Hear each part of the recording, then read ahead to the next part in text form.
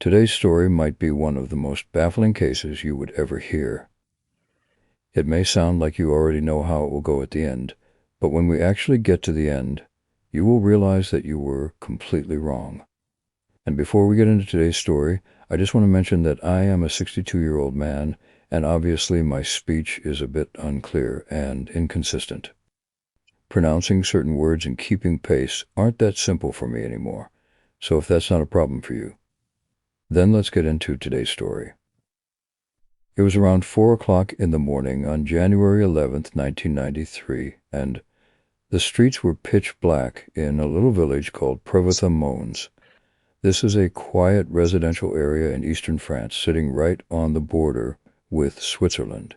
It's the kind of place where people live specifically so they can commute over to Geneva for work. Some municipal road cleaners were out doing their normal rounds through the silent neighborhoods when they noticed that something was very wrong at the Romand family's house. They saw smoke rising up from the roof, and then they spotted a bright orange glow coming from inside the windows. This wasn't just some small flickering light. The entire structure was on fire. They called the fire department immediately. The firefighters from the local station got there within minutes, but they ran into something right away that didn't make any sense. Usually if a house is burning and there are people inside, you're going to see signs of a panic. Things like doors being flung open, windows being smashed, or people trying to find a way out. But this house was completely sealed up. Every single door and window on both the first and second floors was locked from the inside. There wasn't any sign that someone had forced their way in, and even more disturbing was the fact that there was no sign that anyone inside was trying to escape the flames. The crew had to use force to get inside. They broke down the front door and were immediately hit by a wall of thick, toxic smoke that had filled up the entire ground floor. They pushed their way through the heat and the darkness, checking the hallway near the entrance, and that is where they found a man in there. It was Jean-Claude Romand. He was 38 years old and was lying on the floor unconscious. He didn't have any burns on him, and there weren't any marks on his body, but he wasn't responding to anything. It looked like a clear case of smoke inhalation. The firefighters dragged him out of the burning house and got him into an ambulance. Since they were so close to the border, less than 10 kilometers away, they rushed him straight to a hospital in Geneva and put him in the intensive care unit. At that point, the firefighters probably assumed they were dealing with a tragic accident like a fire that caught a family while they were sleeping. But then they went upstairs to the second floor, and the whole story changed. They walked into the master bedroom. The fire hadn't completely destroyed this room yet, so they could see everything pretty clearly.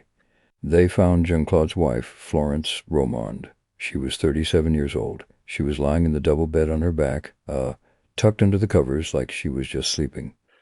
But when they got closer, they saw the condition of her head. She had suffered massive trauma to the back of her skull. It wasn't caused by falling debris or the fire itself. Someone had smashed her head using a heavy, blunt object, and they had done it repeatedly. The strange thing was that there weren't any signs of a struggle at all. The sheets weren't torn up, and the room hadn't been trashed. It looked like she had been killed while she was asleep, without ever even knowing what was happening to her. The firefighters kept moving through the house, checking the rest of the rooms on that second floor. They stepped into the first bedroom for the children, and that is where they found Caroline. She was only 7 years old. She was still in her pajamas and tucked into her bed, but she was dead. Then they moved on to the next room and found 5-year-old Antoine. It was the same situation there. He was in his pajamas, lying in his bed, and he was dead too. What makes this part of the story so chilling is that the children didn't die the same way their mother did. Both of those kids had been shot. Each one had a single bullet wound in their head from a small caliber weapon that had been fired from very close range, and right there next to each of their bodies, the firefighters spotted a pillow lying on the bed. It looked like whoever did this had used the pillows to either muffle the sound of the gunshots or maybe just to cover up what they were doing so they didn't have to see it. By this point, the police, known as the gendarmerie, had shown up and blocked off the whole area. They started taking a look at how the fire actually started, and that theory about it being a tragic accident just fell apart immediately. This wasn't a fire that started in the kitchen or from some electrical issue with a bad wire. The fire had actually been set in several different spots at the same time, up in the attic and in the bedrooms. Plus, you couldn't miss the smell. The entire house absolutely reeked of gasoline. When the investigators went around to the back of the property, they found 2 empty jerry cans just tossed there on the ground. It was pretty obvious at that point what had happened. Someone had gone through the house, pouring gasoline everywhere, and then intentionally lit it on fire. The medical examiners were able to confirm this pretty fast, too, because they looked at Florence and the 2 children and found they didn't have any smoke in their lungs. That meant they were all already dead before the fire even began. So now the police were looking at a triple homicide and an arson case. You had a mother who was beaten to death, 2 kids who were basically executed in their own beds, and then you had the father, Jean-Claude Romand. He was the only person who survived the whole thing. And right then he was unconscious in a hospital over in Switzerland. They started scouring the whole area for any kind of clues, trying to figure out if this was maybe a robbery that went wrong or something else entirely. They took a look at Jean-Claude Romand's car, which was a BMW parked right there in the driveway. It had some damage from the fire, but when they looked inside, they found a note he had written by hand. That note was really strange. It didn't explain why the murders happened, and it didn't even mention his wife or his children. All it said was, and I read in quote, "A trivial accident and an injustice can cause madness." It was all very vague. He asked for forgiveness in the note, but he didn't say what he was asking for forgiveness for. He didn't name anyone either. It just talked about madness and injustice, which didn't give the investigators anything solid to work with, but it definitely suggested that Jean-Claude Romand knew something about what had gone down. While the crime scene technicians were still processing the house in Prévessin-Moëns, the police had a duty to notify the next of kin. They discovered that Jean-Claude's parents, Aimé and Anne-Marie Romand, were living about 80 kilometers south of there. They lived in a tiny village called Clairvaux-les-Lacs, which is deep in the Jura Mountains. The police didn't want to just call the parents up and tell them over the phone that their son was in a coma and their grandchildren had been murdered, so they got in touch with Jean-Claude's uncle instead. They asked him if he could go over to the parents' house and be the one to break the news to them gently. So the uncle got into his car and started driving south. He spent that hour or so on the road thinking he was on his way to deliver terrible news about a fire and a tragedy. He had absolutely no idea what he was actually about to walk into. Later that Monday morning, the uncle arrived at the house in Clairvaux-les-Lacs. Even though it was a Monday, the whole place was completely silent and locked up tight. There weren't any lights on at all. He tried knocking on the door, but nobody came to answer it. So he looked through the windows to see if he could spot any movement inside, but he didn't see anything. The whole situation just felt wrong to him. Because of that bad feeling, the uncle decided he had to force his way into the house. As soon as he broke in, the very first thing he came across was the family dog lying on the floor in the entrance hallway. The dog was dead, and it had been shot. With that strange sight, he kept moving further into the house, calling out for Aimé and Anne-Marie, wondering why they left a dead dog at the entrance. But he didn't get a response. He eventually went into the living room, and that is where he found them. Both Aimé Romand and Anne-Marie Romand were dead. They had both been shot in the back. It looked to the uncle like they had just been going about their normal day. Maybe they were eating something or watching TV, when someone came up behind them and fired at close range. They didn't have any defensive wounds on their hands or their arms, which meant they hadn't fought back at all. It seemed like they probably didn't even know the person was there until the trigger was pulled, or maybe they knew the person so well that they didn't think they were in any danger. The uncle called the police right away. This brought in a second team of investigators from the Jura region, who rushed over to the scene.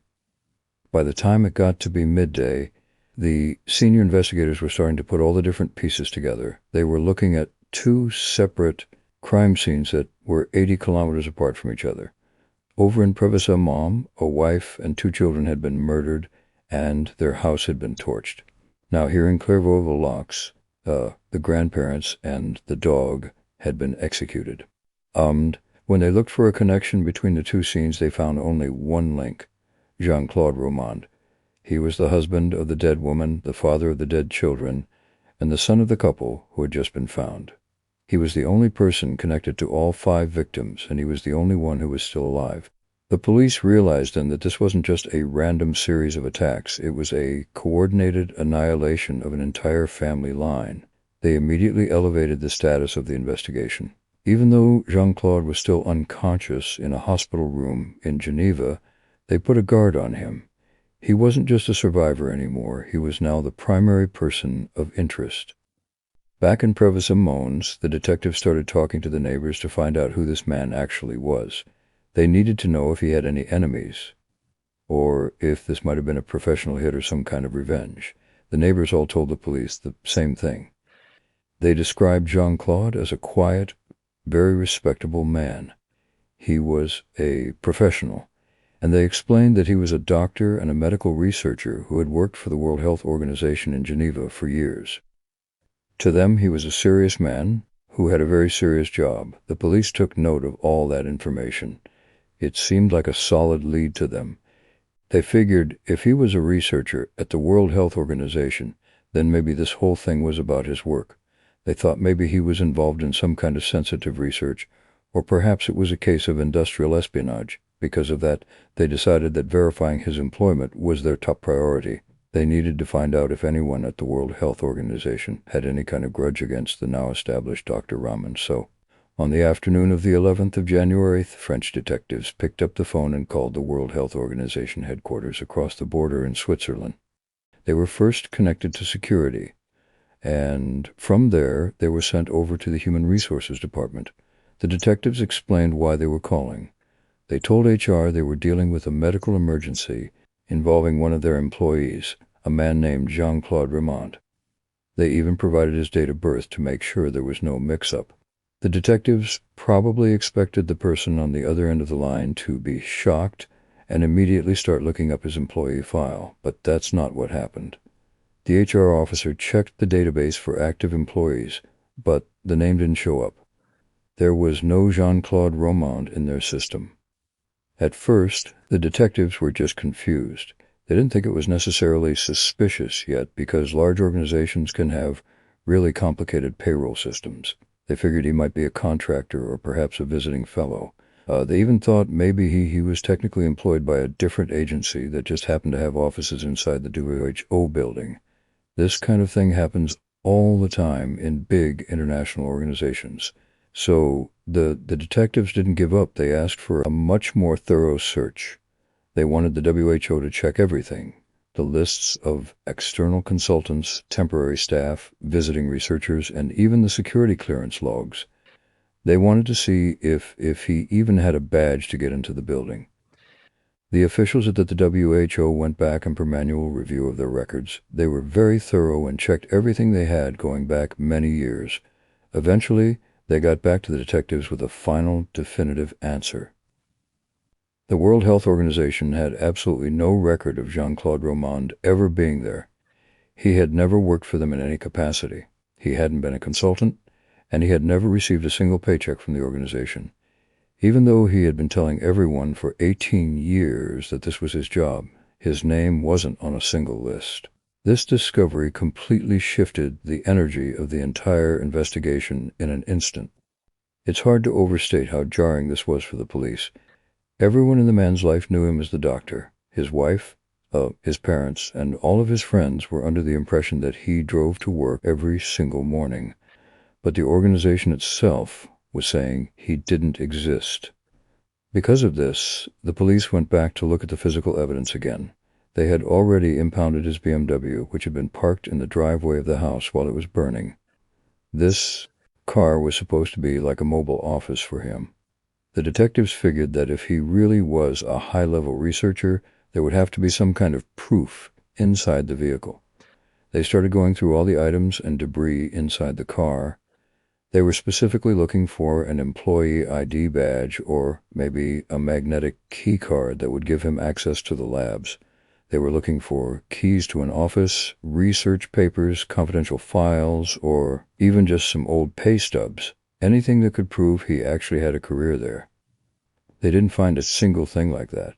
In fact, what they did find was actually more unsettling than finding nothing at all. They discovered a stash of brochures, but these weren't internal work documents. They were just those generic, glossy pamphlets that you can find for free in the visitor's lobby. They had the WHO logos on them, but they just contained general health information that any random person off the street could walk in and pick up.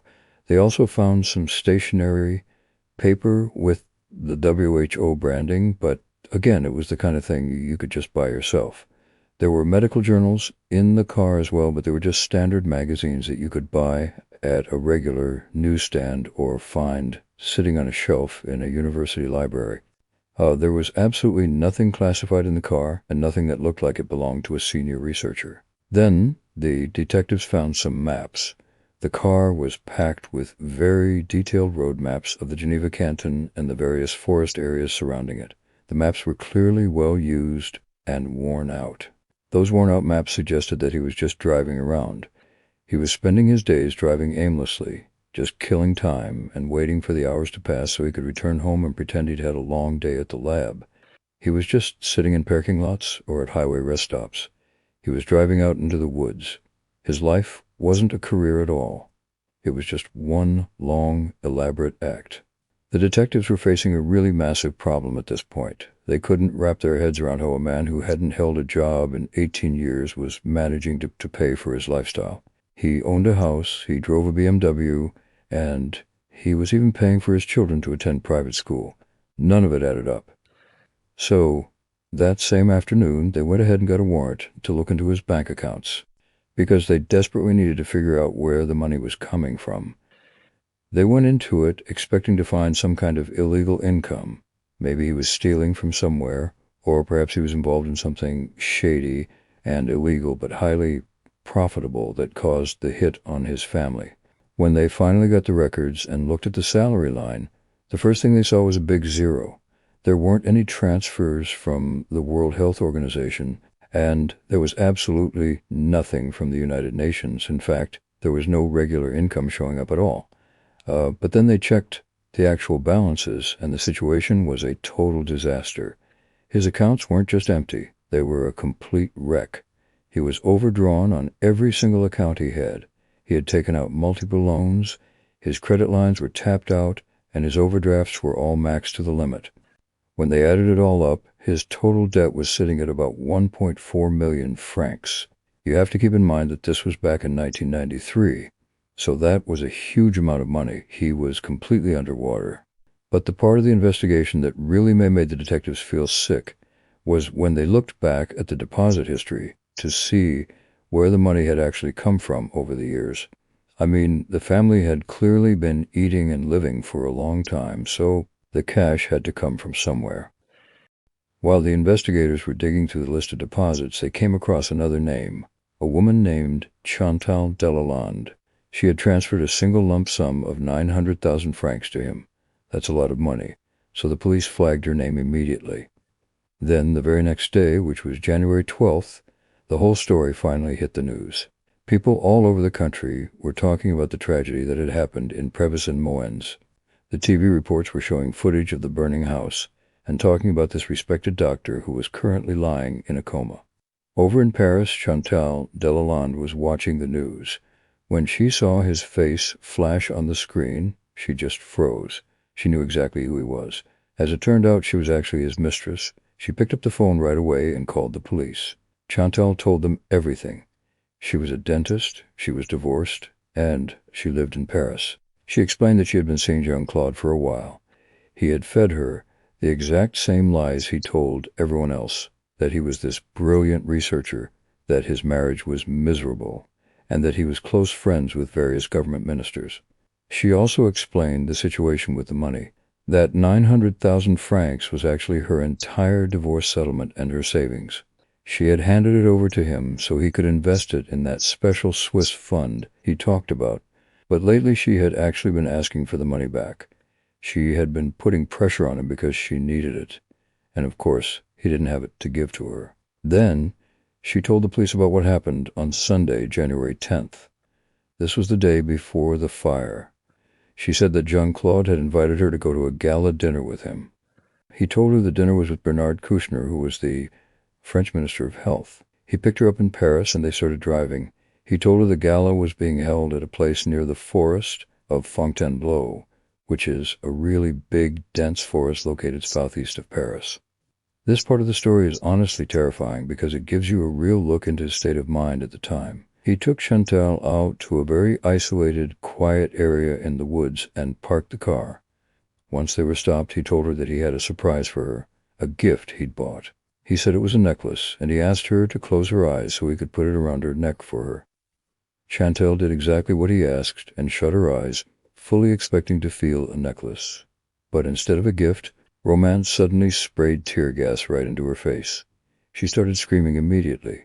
She couldn't see anything, and she was choking on the fumes.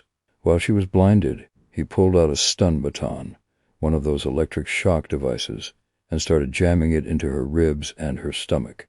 He kept shocking her, trying to completely incapacitate her. Then he grabbed a cord and tried to wrap it around her neck to strangle her. But Chantal didn't give up. She went straight into survival mode and fought back with everything she had. She was hitting him and scratching at him and screaming the whole time. She fought hard enough that she didn't let him get that cord tied around her throat. Then, just as abruptly as the whole thing started, he stopped. He just quit attacking her and pulled away. Then he started crying and completely broke down. And this is where his manipulation is just hard to believe.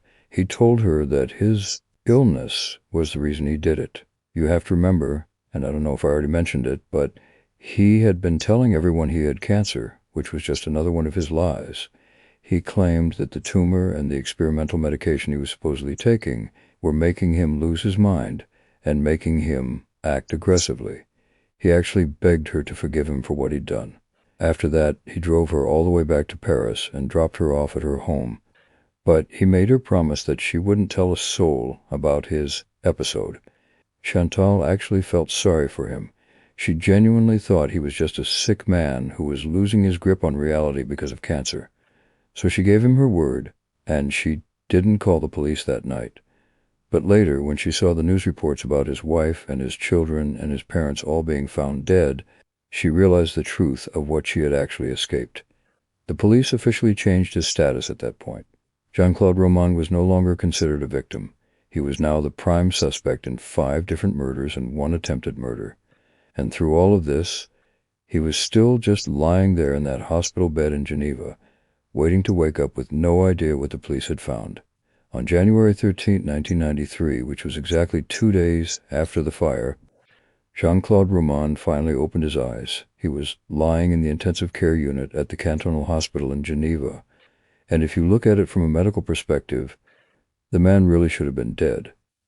The toxicologists had run tests and found a massive amount of Nembutal in his body. That's a very powerful kind of barbiturate that basically shuts down your entire nervous system. He had swallowed enough of the stuff to kill an elephant, yet somehow he was still alive. The doctors figured out the reason for that very quickly, and it's one of those details that just feels incredibly ironic. It turns out the pills he took were actually really old. They were years past their expiration date, so the chemical potency had degraded over time. Instead of his heart stopping like the drug is supposed to do, the pills just put him into a very deep coma that wasn't lethal. When he finally came to, he didn't even have any permanent physical damage. He was just a bit groggy and found himself in a room full of police officers. The detectives didn't give him any time to get his bearings or try to come up with a cover story. They were sitting right there at his bedside the very second he regained consciousness. Without wasting any second, they just laid everything out for him immediately. They told him that the World Health Organization had already confirmed he never actually worked there. They told him about the bank records they'd found, which showed he was totally broke and had just been living off his parents' money. They even told him that Chantal Delalande had already given the police a statement about how he had tried to kill her out in the forest. Jean-Claude didn't ask for a lawyer, and he didn't even try to deny what they were saying. He didn't even claim he had amnesia from the fire. He just looked at the detectives and started talking. He confessed to everything right there from his hospital bed. This is the point where the whole thing shifts from being a brutal crime story into something much stranger and darker.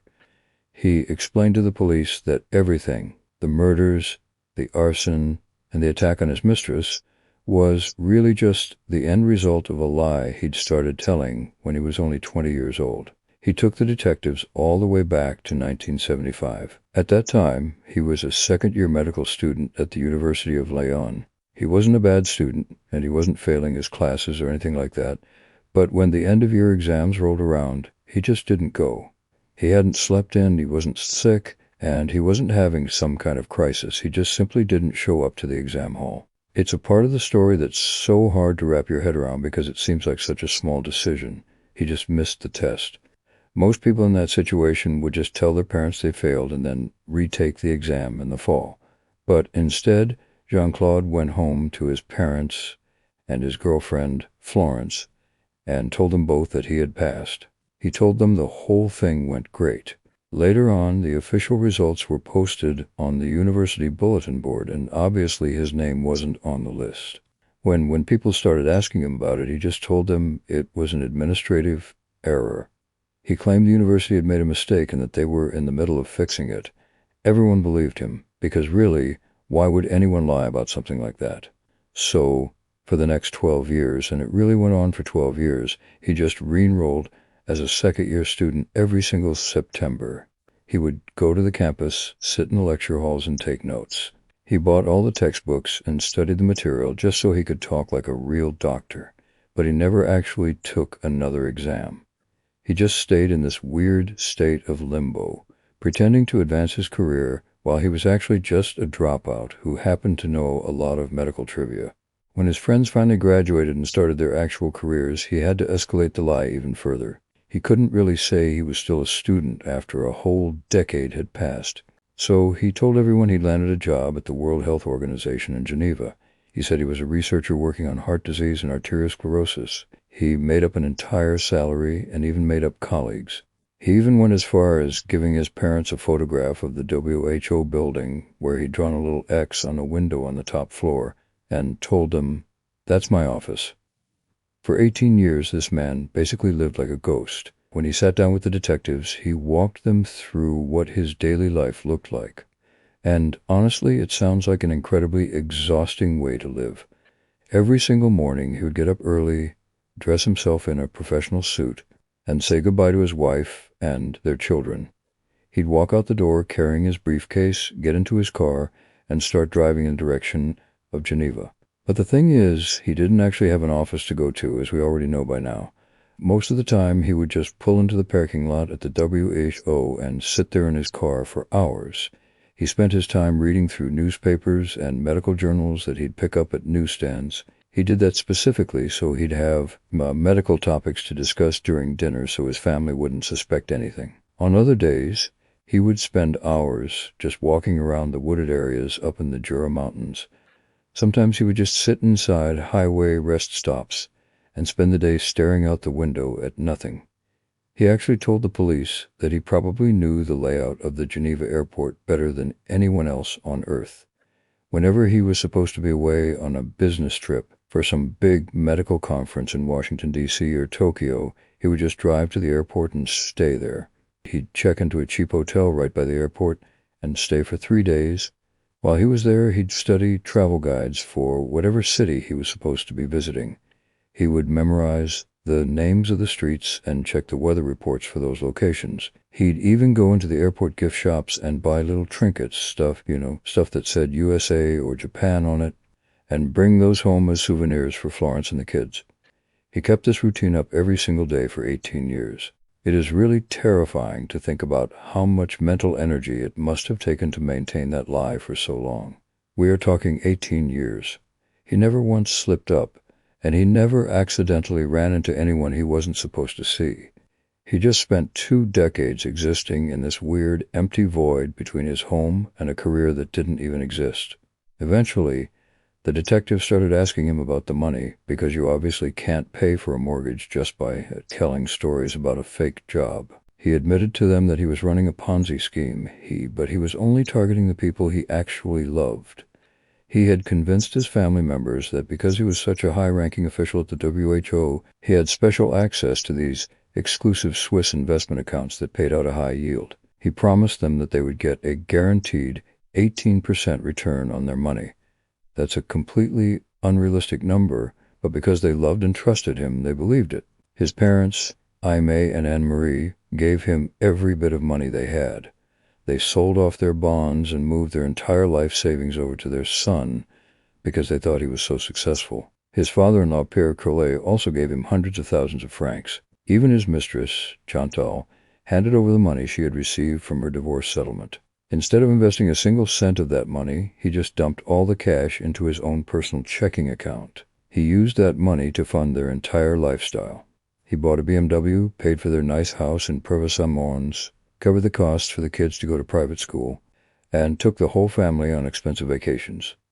He was basically destroying the future of everyone he cared about just so he could keep up the appearance of having a successful life in the present.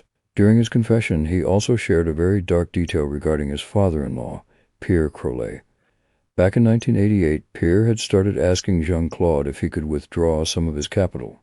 He wanted to use the money to fix his roof or buy a new car. So he asked for some of the funds back. Just a few days after that request, Pierre Crollet supposedly fell down the stairs in his garage. It was a very strange accident where he fell from a platform and hit the concrete floor hard. Jean-Claude happened to be the only other person there when it happened. By the time the paramedics got to the house, Pierre was still conscious, but he was fading fast.